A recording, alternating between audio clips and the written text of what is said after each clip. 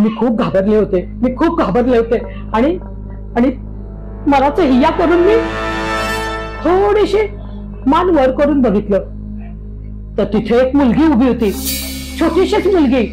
ही करून दात काढून माझ्याकडे हसत होती. बापरे, मी मी मनात म्हटलं मी तर एकटी राहते, नाही ही मुलगी इथे कशी आली.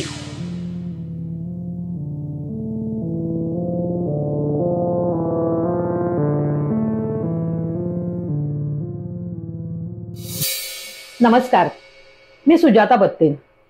मी तुम्हाला माझ्या बरोबर घडलेली एक गोष्ट सांगते. बापरे, ती जर आठवली ना तरी सुद्धा मला आता भीती वाटायला लागली आहे. पण धीर करून सांगतेच. तशी मी घरात एकटीच राहते. मुलगा माझा बाहेरगावी असतो. आता मोठं 2 BHK घर घेतलेलं आहे. दिवस कसा पण निघून जातो. मैत्रिणी असतात, तिकडे तिकडे बाजार राहत आहे सगळीकडे. पण रात्र झाली ना की खूप भीती वाटते. आपण एकटे असल्याचा म्हणजे तो मनाला खूप त्रास होतो.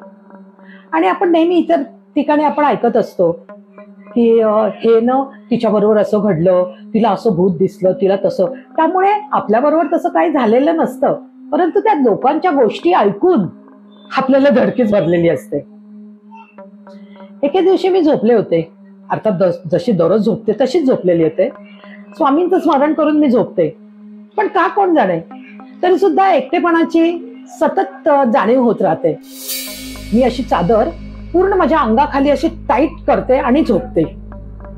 बऱ्याच वेळेला काय होतं की आपल्याला कोणीतरी गळा दाबतोय असं वाटतं. आपल्याला कोणीतरी गळा दाबतोय. आपण मदतीसाठी हाका मारतो पण आपला आवाज जात नाही. अशा छोट्या मोठ्या गोष्टी माझ्या बरोबर घडत असतात. पण आता मी जी तुम्हाला गोष्ट सांगणार आहे ती भयानकच आहे. त्या दिवशी मी अशीच झोपले होते. स्वामींचं स्मरण करून झोपले आणि गाढ झोपही लागली मला. काही वेळाने माझं पांघरून कोणीतरी ओढतंय असं मला वाटलं. मला स्वतःला तसं वाटतंय म्हणून मी पांघरून परत घेतलं. काही क्षणांनी परत ते पांघरून ओढल्यासारखं मला वाटलं. म्हणजे काय होतंय, कोण पांघरून ओढतंय, आपण तर एकटा इथे कोण ओढणार आहे पांघरून आपलं. पुन्हा माझं पांघरून पूर्णपणे ओढलं गेलं. बापरे, माझी तोतापपा झाली. मला आता इतकं मला दरदरून घाम फुटला. मी स्वामींचं नामस्मरण करते, एकीकडे राम राम राम राम राम राम म्हणते. आपल्याला माहित असतं की काहीतरी झालं, भूतासारखं वगैरे वाटलं की आपण रामाचं नाव घेतो. मी राम राम राम राम राम राम म्हणत होते आणि माझं धीरच होईना की आजूबाजूला बघायचं. मी खूप घाबरले होते. आणि मनाचं हिया करून मी थोडीशी मान वर करून बघितलं तर तिथे एक मुलगी उभी होती, छोटीशीच मुलगी. ही करून दात काढून माझ्याकडे हसत होती. बापरे, मी मनात म्हटलं मी तर एकटी राहते, नाही ही मुलगी इथे कशी आली. अरे मला अक्षरशः ब्रह्मांड आठवलं. तिने मला हाताने इशारा केला. मी तशी उठले.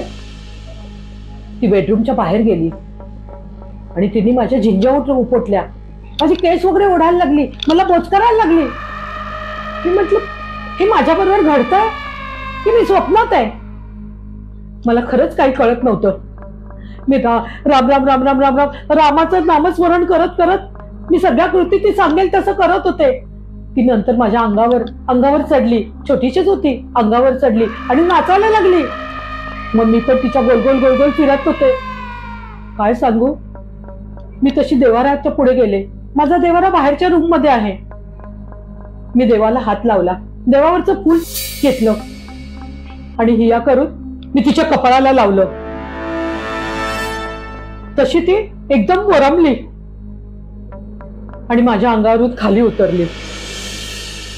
मला काय समजायच्या आतमध्ये ती अशी अदृश्य झाली. मी पूर्ण नखशिखांत घामाने भिजलेली होते. म्हणजे हा प्रकार माझ्या बरोबर खरोखर घडला होता. पण नक्की ती कोण होती काहीच कळलं नाही. पण तुम्हाला सांगते, त्यानंतर माझी काही झोपायची बिशाद नव्हती. मी सगळे लाईट लावले, टीव्ही ऑन केला आणि बाहेरच्या रूम मध्ये बसूनच राहिले.